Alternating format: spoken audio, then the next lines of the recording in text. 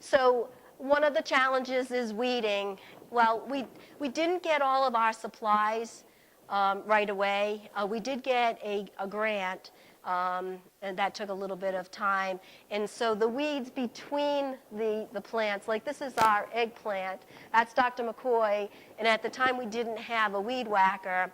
So, and the weeds got a little bit out of hand because I didn't recruit volunteers until later in the season, and that was just really through word of mouth.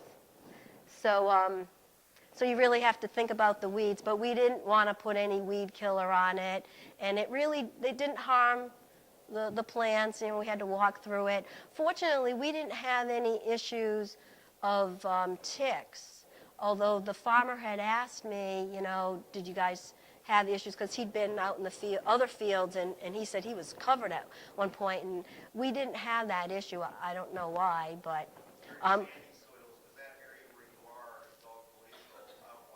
A lot of those soils are very sandy, which are perfect for ticks. And yours probably looks like it has a little more clay in it, right? There's soils here that would not be as conducive to ticks. Oh, maybe. Yeah, so, but we, you know, made sure that everybody, you know, was aware of it, and, you know, we put the insect repellent on ourselves. So this is the shed that we had to build so that we'd have the tools.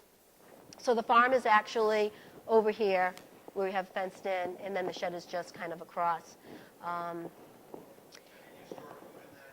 We did, but we had to be careful because we had a very hot summer, and that shed is really hot.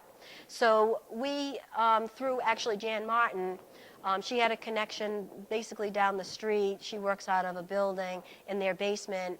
It was nice and cool, and they store food there in freezers. And so we didn't have to store it for a long period of time because, like on Sundays, we brought it there, and then Monday morning we actually delivered it to some of the food pantries. And on Wednesday, so it just, on Tuesday night it stayed in the shed, but it was cooler in the evening, so we didn't really have any problems with that. But staying longer would have been probably an issue. A lot of farmers will build a potato shed underground. Right.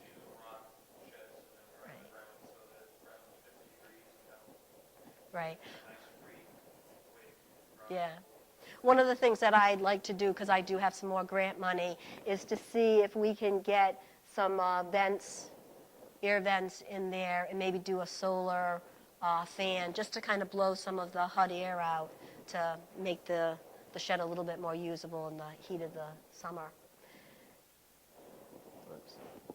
So this is some additional volunteers. So throughout the year, we were getting more volunteers, and people volunteered and used their trucks to go and transport. So yes, word of mouth, and also we had a little bit of an ad in the newspaper at one point. The news media was really good. Providence Journal did an article on us, and then people are very caring in Rhode Island, and they're looking to help, and then when they find out that there are these farms around there, and people enjoy being outdoors, it's a wonderful experience, I mean, just to be out there.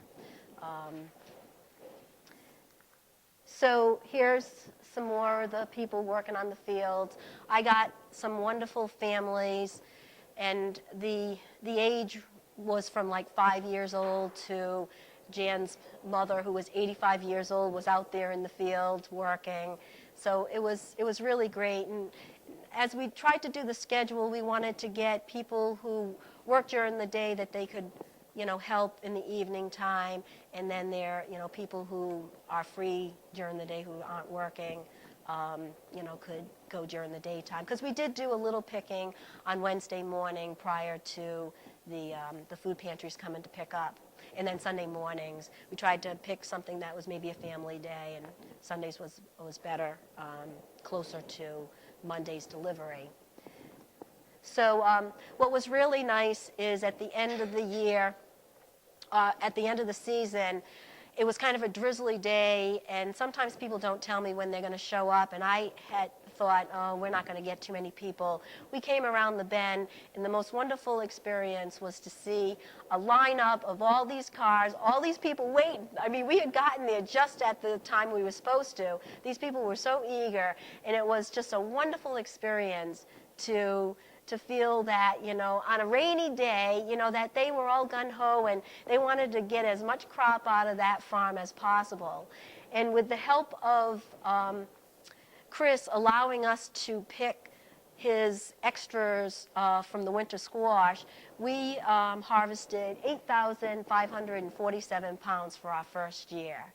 And the goal for this coming year, I want to reach 10,000. So, and we're going to use basically the same size. We're going to, obviously we're going to have to rotate, so the area that wasn't planted, it will still be. But we're going to do some different things because like the cucumbers we found out, let me just see, only have a cycle. What I did is I plotted when we harvested all of the different crops so that I could learn from this year, and also to decide when I needed the most of the volunteers, and so that people can kind of schedule their summer time. So we started harvesting the cucumbers the third week in July, and it only went until the end of August.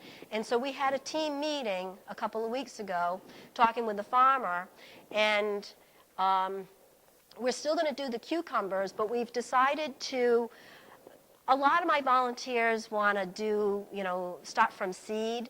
And so we're going to actually, as the cucumbers are growing, we're going to plant seeds in like little tubs.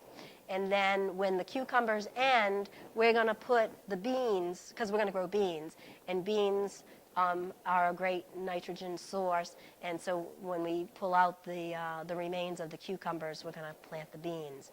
And then we're going to sporadically plant different herbs, another crop, whatever anybody else wants to plant in the space.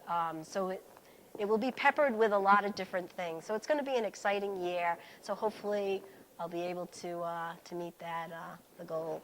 And just a plug for when you guys are finished with your project, if anybody is interested in getting out to the farm, even for a day, just to get the experience, we're open for business and open to provide on-the-job training to anybody. So, well, thank you very much.